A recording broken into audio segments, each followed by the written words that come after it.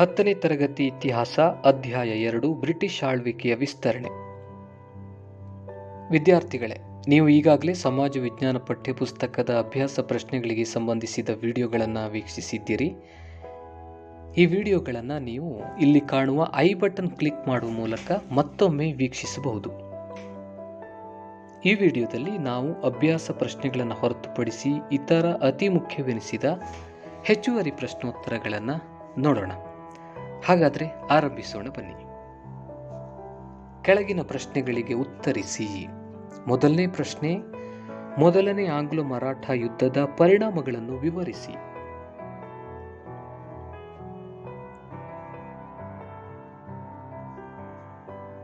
ಮರಾಠರು ಅಹಮದಾಬಾದನ್ನು ಕಳೆದುಕೊಂಡರು. ಮರಾಠ ಒಕ್ಕೂಟವು ಬ್ರಿಟಿಷರೊಂದಿಗೆ ಸಾಲ್ಬಾಯಿ ಒಪ್ಪಂದವನ್ನು ಮಾಡಿಕೊಂಡಿದ್ದು, ಎರಡನೇ ಮಾಧವರಾವ್ನನ್ನು ಪೇಶ್ವೆಯಾಗಿ ನೇಮಿಸಲಾಯಿತು.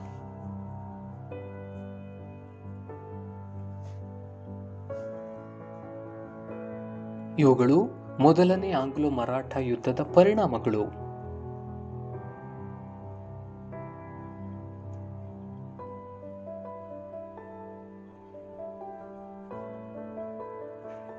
ಪ್ರಶ್ನೆ ಸಂಖ್ಯೆ 2, ಲಾರ್ಡ್ ವೆಲ್ಲೆಸ್ಲಿಯು ಭಾರತದಲ್ಲಿ ಬ್ರಿಟಿಷರ ಸಾಮ್ರಾಜ್ಯ ವಿಸ್ತರಣೆಗೆ ಅನುಸರಿಸಿದ 3 ವಿಧಾನಗಳು ಯಾವುವು?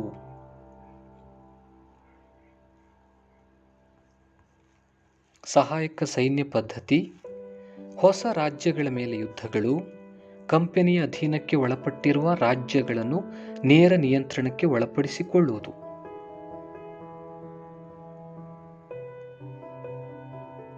ಲಾರ್ಡ್ ವೆಲ್ಲೆಸ್ಲಿಯು ಭಾರತದಲ್ಲಿ ಬ್ರಿಟಿಷರ ಸಾಮ್ರಾಜ್ಯ ವಿಸ್ತರಣೆಗೆ ಈ 3 ವಿಧಾನಗಳನ್ನು ಅನುಸರಿಸಿದನು. ಪ್ರಶ್ನೆ ಸಂಖ್ಯೆ 3, ಸಹಾಯಕ ಸೈನ್ಯ ಪದ್ಧತಿಯನ್ನು ಯಾರು ಜಾರಿಗೊಳಿಸಿದರು, ಏಕೆ?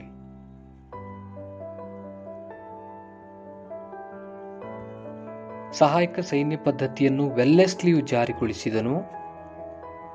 ಭಾರತೀಯ ರಾಜ್ಯಗಳನ್ನು ನಿಯಂತ್ರಣಕ್ಕೆ ಒಳಪಡಿಸಿಕೊಳ್ಳುವ ಸಲುವಾಗಿ ಸಹಾಯಕ ಸೈನ್ಯ ಪದ್ಧತಿಯನ್ನು ಜಾರಿಗೊಳಿಸಲಾಯಿತು.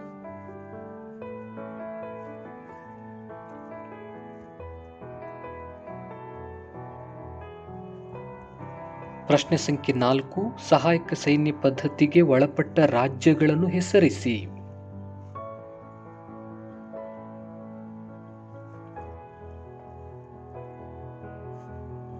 ಹೈದರಾಬಾದ್ ಸಂಸ್ಥಾನ, ಮೈಸೂರು, ಔಧ್, ತಂಜಾವೂರು, ಮರಾಠರು, ಆರ್ಕಾಟ್, ಪೂನಾ, ಬಿರಾರ್, ಗ್ವಾಲಿಯರ್. ಇವುಗಳು ಸಹಾಯಕ ಸೈನ್ಯ ಪದ್ಧತಿಗೆ ಒಳಪಟ್ಟ ರಾಜ್ಯಗಳು.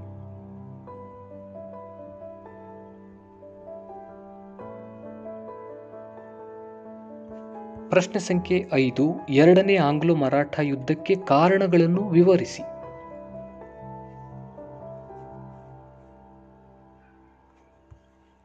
ಮರಾಠ ಮನೆತನಗಳ ನಾಯಕರ ನಡುವಿನ ಸಂಘರ್ಷ ಎರಡನೇ ಆಂಗ್ಲೋ ಮರಾಠ ಯುದ್ಧಕ್ಕೆ ಅತಿ ಮುಖ್ಯವಾದಂಥ ಕಾರಣವಾಗಿತ್ತು. ಹೋಳ್ಕರ್ ಮನೆತನದ ಯಶವಂತರಾವ್ ಒಂದು ಕಡೆ ಆದರೆ, ಸಿಂಧಿಯಾ ಮನೆತನದ ದೌಲತ್ ರಾವ್ ಹಾಗೂ ಪೇಶ್ವೆ ಎರಡನೇ ಬಾಜಿರಾವ್ ಇನ್ನೊಂದು ಕಡೆಗಿದ್ದರು.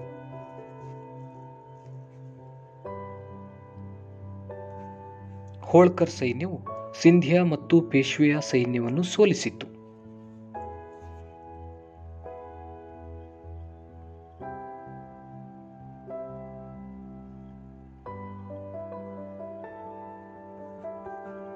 ಪೇಶ್ವೆ ಬ್ರಿಟಿಷರ ಸಹಾಯ ಯಾಚಿಸಿ ಬೆಸಿನ್ ಒಪ್ಪಂದಕ್ಕೆ ಸಹಿ ಹಾಕುವ ಮೂಲಕ ಸಹಾಯಕ ಸೈನ್ಯ ಪದ್ಧತಿಯನ್ನು ಒಪ್ಪಿದನು.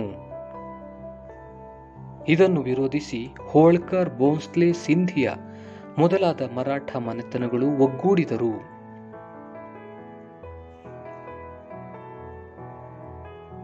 ಇವೆಲ್ಲವುಗಳು ಎರಡನೇ ಆಂಗ್ಲೋ ಮರಾಠ ಯುದ್ಧಕ್ಕೆ ಕಾರಣಗಳು.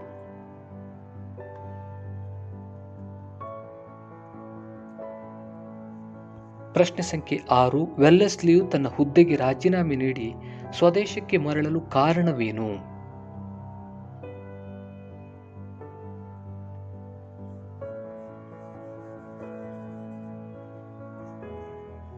ವೆಲ್ಲೆಸ್ಲಿಯ ಯುದ್ಧಪ್ರಿಯ ನೀತಿಯಿಂದ ಕಂಪನಿಯ ಸಾಲದ ಹೊರೆ ಹೆಚ್ಚಿತು.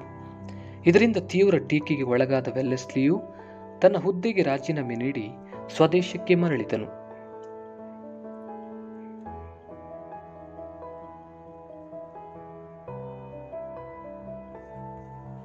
ಏಳನೇ ಪ್ರಶ್ನೆ, ಮೂರನೇ ಆಂಗ್ಲೋ ಮರಾಠ ಯುದ್ಧದ ಪರಿಣಾಮಗಳನ್ನು ವಿವರಿಸಿ.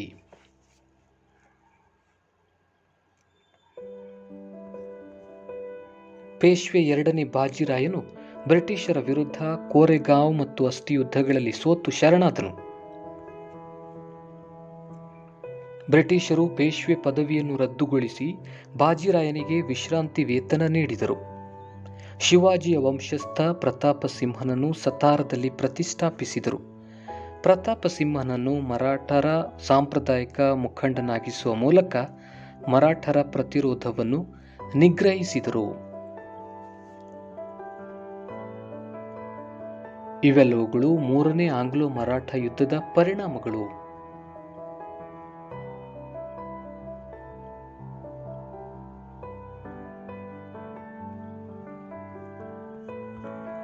ಎಂಟನೇ ಪ್ರಶ್ನೆ, ಪಂಜಾಬ್ ಹೇಗೆ ಬ್ರಿಟಿಷ್ ಆಶ್ರಿತ ರಾಜ್ಯವಾಯಿತು?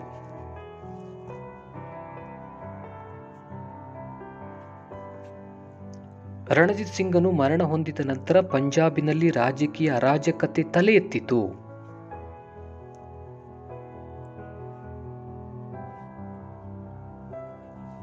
ಸಾವಿರದ 1809 ನಿರಂತರ ಮೈತ್ರಿ ಒಪ್ಪಂದವನ್ನು ಉಲ್ಲಂಘಿಸಿ ಪಂಜಾಬ್ ಅನ್ನು ಆಕ್ರಮಿಸಲು ಬ್ರಿಟಿಷರು ಸಂಚು ರೂಪಿಸಿದರು. ಬ್ರಿಟಿಷರಿಗೂ ಪಂಜಾಬ್ ಸೈನ್ಯಕ್ಕೂ ಯುದ್ಧ ಆರಂಭವಾಯಿತು. ಹಿಂದೂ ಮುಸಲ್ಮಾನ ಹಾಗೂ ಸಿಖ್ಖರೆಲ್ಲರೂ ಒಂದಾಗಿ ಶೌರ್ಯವನ್ನು ಮೆರೆದರು.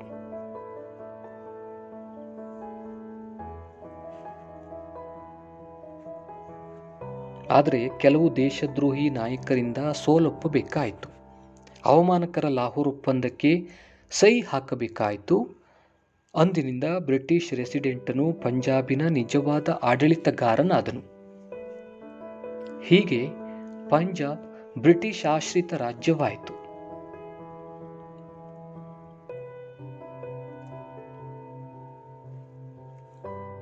ಒಂಬತ್ತನೇ ಪ್ರಶ್ನೆ, ದತ್ತು ಮಕ್ಕಳಿಗೆ ಹಕ್ಕಿಲ್ಲ ನೀತಿ ಎಂದರೇನು? ಇದನ್ನು ಜಾರಿಗೆ ತಂದವರು ಯಾರು?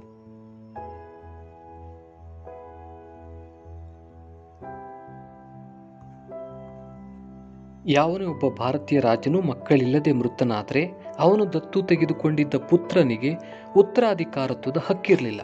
ಅಂತಹ ರಾಜ್ಯಗಳನ್ನು ಬ್ರಿಟಿಷ್ ಸಾಮ್ರಾಜ್ಯದಲ್ಲಿ ವಿಲೀನಗೊಳಿಸಿಕೊಳ್ಳಲಾಗುತ್ತಿತ್ತು. ಇದನ್ನು ದತ್ತು ಮಕ್ಕಳಿಗೆ ಹಕ್ಕಿಲ್ಲ ನೀತಿ ಎನ್ನುವರು. ಇದನ್ನು ಜಾರಿಗೆ ತಂದವರು ಡಾಲ್ಹೌಸಿ.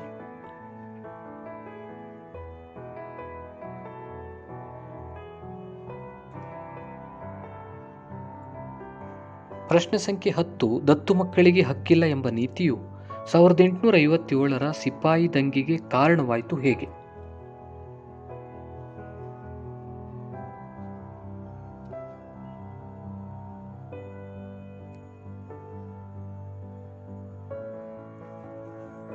ಡಾಲ್ಹೌಸಿಯು ದತ್ತು ಮಕ್ಕಳಿಗೆ ಹಕ್ಕಿಲ್ಲ ನೀತಿಯನ್ನು ರಾಜಕೀಯ ಅಸ್ತ್ರವಾಗಿ ಜಾರಿಗೊಳಿಸಿದನು. ಡಾಲ್ಹೌಸಿಯ ತಡೆಯಿಲ್ಲದ ರಾಜ್ಯಾಕ್ರಮಣದ ನಡೆಯಿಂದ ಭಾರತೀಯ ರಾಜರು ಮಾತ್ರವಲ್ಲ, ಅವರ ಬಗೆಗೆ ಸಹಾನುಭೂತಿಯುಳ್ಳ ಜನವರ್ಗವೂ ಕೂಡ ಬ್ರಿಟಿಷರ ವಿರುದ್ಧ ಮೇಲೆದ್ದು ನಿಂತಿತು.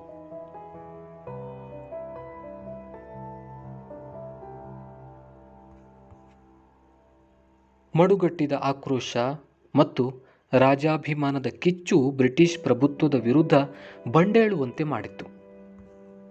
ಇದರ ಪರಿಣಾಮವಾಗಿ 1857ರ ಸಿಪಾಯಿ ದಂಗೆ ಸ್ಫೋಟಗೊಂಡಿತ್ತು. ಹೀಗೆ ದತ್ತು ಮಕ್ಕಳಿಗೆ ಹಕ್ಕಿಲ್ಲ ಎಂಬ ನೀತಿಯು 1857ರ ಸಿಪಾಯಿ ದಂಗೆಗೆ ಕಾರಣವಾಯಿತು.